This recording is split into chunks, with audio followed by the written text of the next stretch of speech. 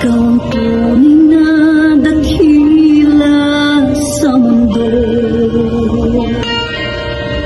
Ikaw ang haring nagmahal ng tulad ko.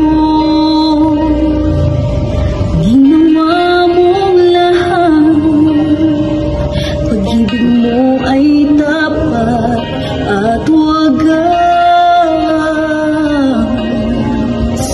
O Diyos,